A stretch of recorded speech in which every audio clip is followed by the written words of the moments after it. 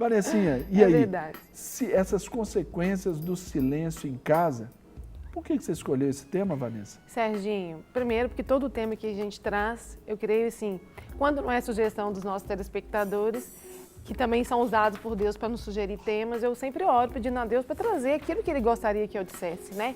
Porque falar de mim mesmo, eu acho que não vai abençoar tanto, né? Quando Deus se move, é bem melhor, né? Então, assim, como eu trabalho com terapia de família, com atendimento sistêmico à família, esse tema tem tudo a ver com o meu trabalho. Quando eu estou atendendo muitas famílias, Serginho, eu percebo e tenho percebido como que as pessoas, os membros das famílias estão desintegrados, desinformados uns sobre a vida dos outros. Às vezes eu vou atender uma família e eu dou uma atividade que uma pessoa tem que se colocar no lugar da outra e me responder algumas perguntas. Por exemplo, o pai vai ficar no lugar do filho, responder aquelas perguntas como se ele fosse o filho. Ele não consegue responder pergunta nenhuma.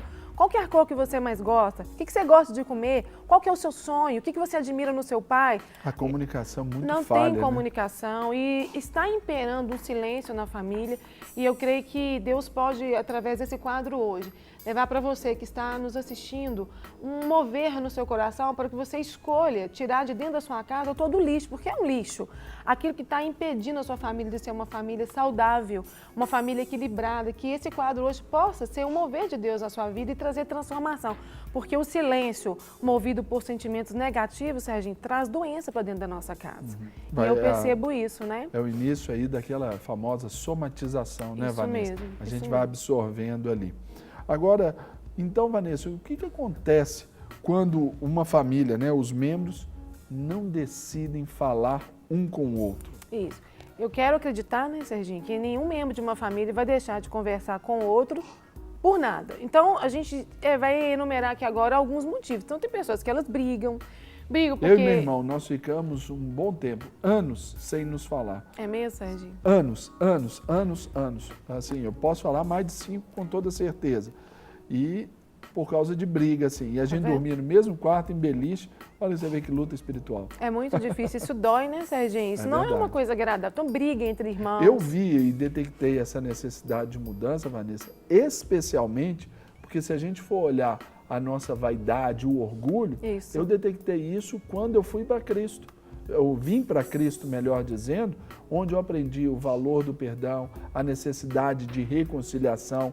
Uma das primeiras palavras que eu recebi na minha vida foi ali o Sermão do Monte, bem-aventurados os pacificadores, porque serão chamados filhos de Deus. Essa palavra assim, é um dos versículos que eu decorei assim, um dos primeiros. E quando uma pessoa recebe Jesus na vida dela, Serginho, fica muito mais fácil dela lançar esse perdão, né? Se perdoar e perdoar os outros. Mas nós vamos falar sobre tudo isso hoje, né, Serginho? Então, o que leva as pessoas a pararem de conversar? São brigas, dificuldade de ouvir a opinião dos outros, às vezes desavença por ordem financeira, que tem família que fazem negócio juntos, aí briga por causa do negócio, ciúmes mesmo, contenda porque ouviu uma palavra que não gostou, e assim vai. São N motivos que levam as pessoas a se afastar. Tem um provérbio que diz, em casa que falta pão, todo mundo briga, mas ninguém tem razão, né? Isso mesmo. E onde tem razão, gente, não floresce o amor. Nós precisamos muitas vezes, Serginho, é até um ditado judeu isso, onde tem razão não floresce o amor. Porque se eu tenho razão, você também tem. Mas quando eu lanço mão do amor, a razão deixa de existir. A gente lança a mão então do perdão, né? Que é muito mais fácil. É aí que entra aquele famoso caso, Vanessa. Por exemplo, tem uma família onde, repetidamente, um dos componentes ali dessa família, ele está sendo atacado, ele está sendo vítima ali de alguma situação. Humanamente, então, é hora dele, a gente pensa assim, não, então se afasta. É isso mesmo? Então, o que você está querendo dizer é o seguinte, vamos supor que eu estou casada. Aí o meu marido, sem nenhum motivo, na minha opinião de esposa, só fica me atacando, só fica me ferindo, falando coisas que eu não gosto de ouvir, me tiçando, vamos dizer assim, o tempo inteiro. E eu já estou caminhando com esse marido tem muito tempo, ele não para de me fazer raiva e me deixando chateada, então eu vou me afastar.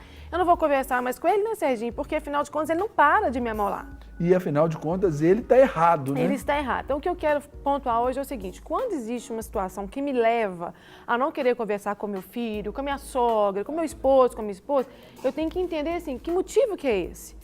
Sabe, não existe, gente, problema, que não exista solução para ele. Então, antes que eu me afaste, eu tenho que procurar resolver o problema, a raiz do problema. Porque parar de conversar não resolve coisa nenhuma, porque a pessoa que fica em silêncio, ela fica cheia de mágoa no coração. É um hiato entre a causa e a solução, Isso. Né? Vamos pensar então que tem alguém nos assistindo e fala assim, olha, eu estava com um problema com a minha esposa e eu sei qual que é a raiz do problema, ou com meu filho, sei lá com quem você está relacionando, e eu já tentei resolver o problema, só que a pessoa não quer resolver. Ela não quer. De repente, aquela pessoa não quer resolver o problema porque ela está com uma demanda de ordem emocional. Tem gente que é meio problemático mesmo, tem os problemas emocionais dela, por ela não resolver, ela transfere aquela doença para outras pessoas. Você concorda? Sim, concordo. Então, essa pessoa que está causando problema, no caso, ela precisa de ajuda. Vanessa, mas ela não quer ajuda. Ok, a Bíblia fala, se possível, tem de paz com todos. Eu quero crer que dentro da nossa família é possível a gente ter paz com todos, porque família é projeto de Deus. E Deus não quer que a gente viva dentro da nossa casa sem conversar com os filhos, com o esposo, com a esposa. Às vezes precisa sim, Serginho, eu quero ver se você concorda com essa opinião minha, de um silêncio. Mas não é um silêncio regado de ódio, de amargura. Tem silêncio que são eloquentes. Isso. São silêncios que até eles ferem mais do que a palavra. Isso, ferem muito mais. Mas pode ser também o tempo aí desse silêncio que você está dizendo, é aquele tempo para se pensar, Isso. aquele tempo para serenar os ânimos. Para orar, para buscar uma direção de Deus. Porque às vezes nós olhamos para os nossos problemas, gente, a gente não vê solução. Mas Deus, Ele é um Deus do impossível. Às vezes tem pessoas que realmente têm um coração muito duro, mas foi Deus que fez aquela pessoa e Deus conhece o caminho do coração daquela pessoa. Então Deus, Ele vai agir. Quando nenhum pastor conseguiu, nenhum psicólogo conseguiu, nenhuma amiga está conseguindo ajudar, Deus, Ele entra porque Ele vai fazer um milagre. E a fé faz o milagre acontecer. O que eu creio que Deus não deseja é que a nossa família adoeça, que as pessoas fiquem assim, cheias de mágoa e parem de se comunicar uma com as outras, porque isso não vai levar a nossa família a ser uma família bem-sucedida, vai adoecer. Né, Serginho? Agora, Vanessinha, quando a gente usa frequentemente desse argumento de o silêncio dentro do contexto familiar, isso significa que a família é uma família disfuncional? Isso. E se for, eu gostaria que você explicasse também para o nosso telespectador o que é uma família disfuncional. A família disfuncional, Serginho, é aquela família que usa sempre, repetitivamente, os mesmos tipos de comportamento. Por exemplo, como nós estamos falando das famílias em silêncio, é aquela família onde as pessoas não conversam entre si. Na verdade, eu nem estou considerando isso uma família, porque família ela vai formar um lar. Um lar, as pessoas se amam, elas suportam as fraquezas umas das outras, elas se perdoam. Na família funcional não tem perdão, não tem diálogo, cada um vive no seu quartinho, no seu mundinho, com seu celularzinho, sabe? Elas não têm comunicação entre si, elas não têm diálogo. E nós somos seres da comunhão, nós estamos no ano da comunhão, né? Se Deus quisesse que a gente vivesse sozinho, Ele teria feito Adão só para viver com os animais. A partir do momento que Deus criou a Eva, Deus queria que ele conversasse com alguém que fosse como ele. Então, Deus não quer que nós vivamos na solidão, na nossa própria vida, sabe, sozinho. A família disfuncional, ela é assim, uma família doente. As pessoas não se comunicam, elas não se amam, elas não se respeitam e não tem nenhum tipo de comunicação.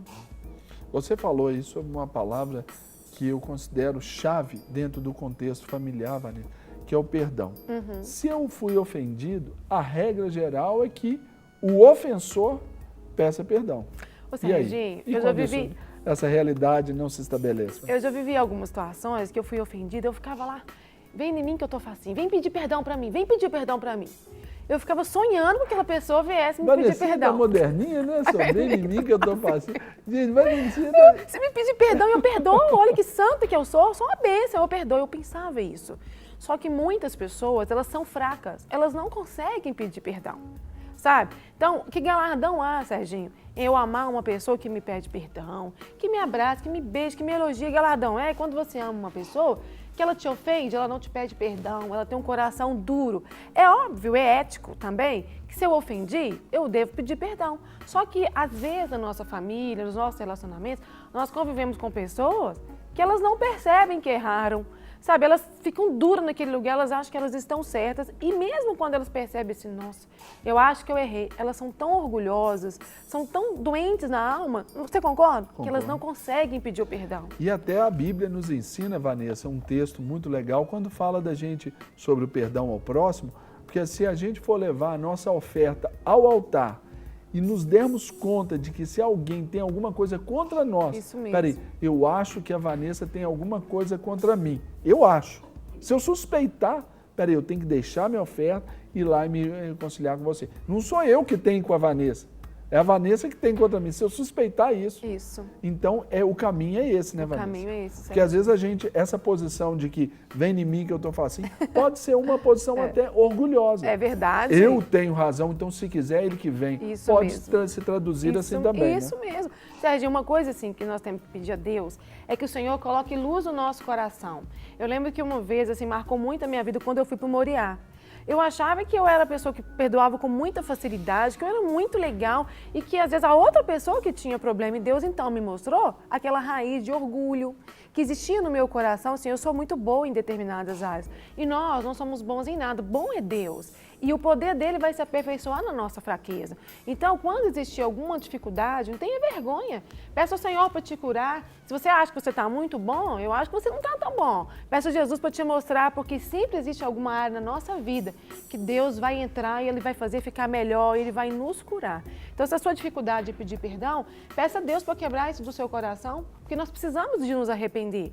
Se você tem dificuldade também de perdoar ou de receber o pedido de perdão, peça a Deus também para entrar nessa situação. Amém. Isso tudo para fazer com que a família seja uma família bem-sucedida. O nosso objetivo ele é sempre maior.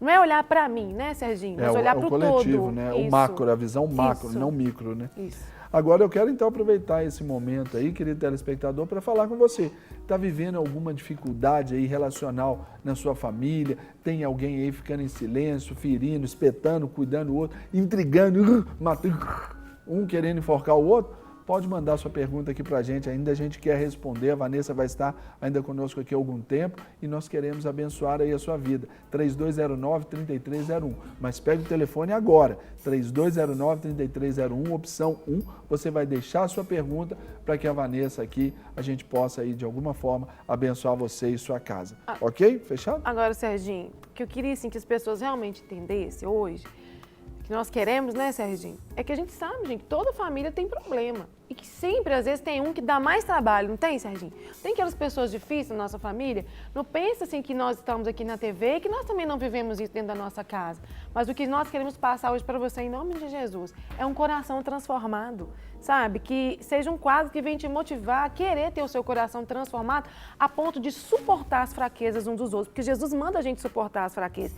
E existem pessoas que elas realmente são mais fracas. E são essas pessoas que precisam da nossa ajuda e não da nossa crítica, do nosso falar mal, mas amar as pessoas que nos ofendem. E isso é um mandamento de Jesus. Agora, Vanessa, por exemplo, quando você fala sobre isso assim, quais são as consequências, então, do silêncio que se estabelece dentro de casa diante de um conflito para a vida, por exemplo, das crianças? Porque algo que é uma mensagem recorrente aqui no nosso De Tudo Um Pouco é de que, normalmente, não são as crianças que têm problema, são os pais. Isso. Quais são essas consequências? Consequências. Imagina, Serginho, uma criança que vive dentro de uma casa, que o pai não conversa com a mãe, que o irmão não conversa com ela. Essa criança vai ter um sentimento, um buraco no coração dela, um vazio, porque ela não tem ninguém para conversar, ela não tem ninguém para acolhê-la. Então vai ser aquela criança triste, infeliz, depressiva, angustiada, às vezes uma criança agressiva, que chega na escola, ela quer ser a palhacinha da turma, quer fazer gracinha para chamar atenção, ela não aguenta ficar escondida porque na casa dela não aparece, ninguém dá atenção, ela quer chamar atenção, ou ela começa a bater nos coleguinhas, agredir os outros, fala palavrão, aquele menino que vive levando suspensão na escola, sendo corrigido pela professora, e outra, vai atrapalhar na aprendizagem, porque uma criança angustiada, ela vai ficar dispersa, ela não vai aprender na escola. Então, o silêncio prejudica no social, a criança não sabe relacionar com os outros, porque onde nós aprendemos a relacionar é dentro da nossa casa.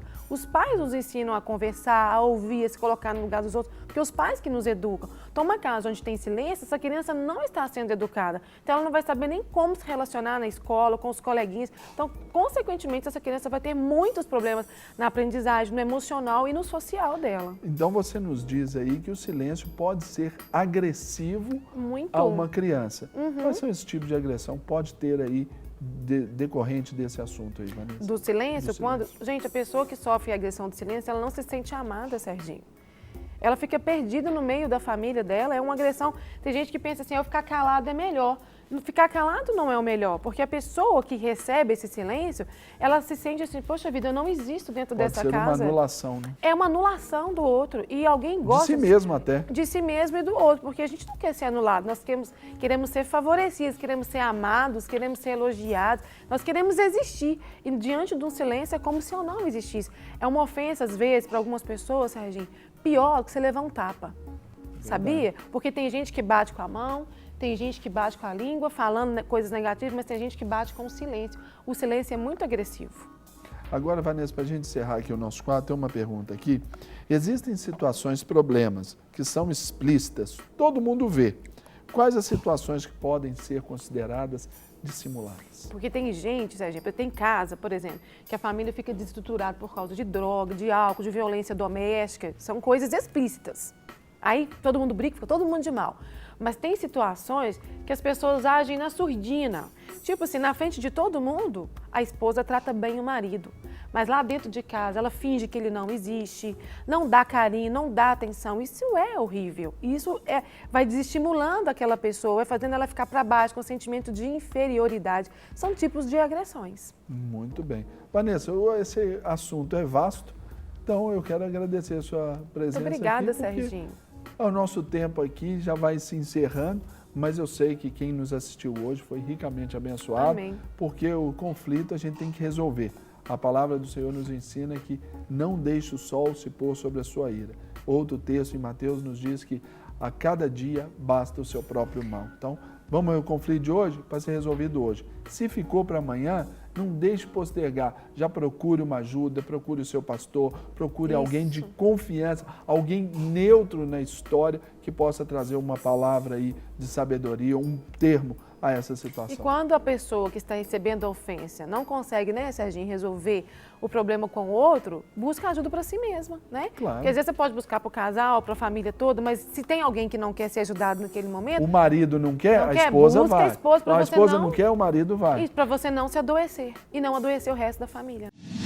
Para receber todas as novidades do canal, inscreva-se e se curtir o vídeo, clique em gostei. Aproveite para acompanhar a Rede Super nas redes sociais.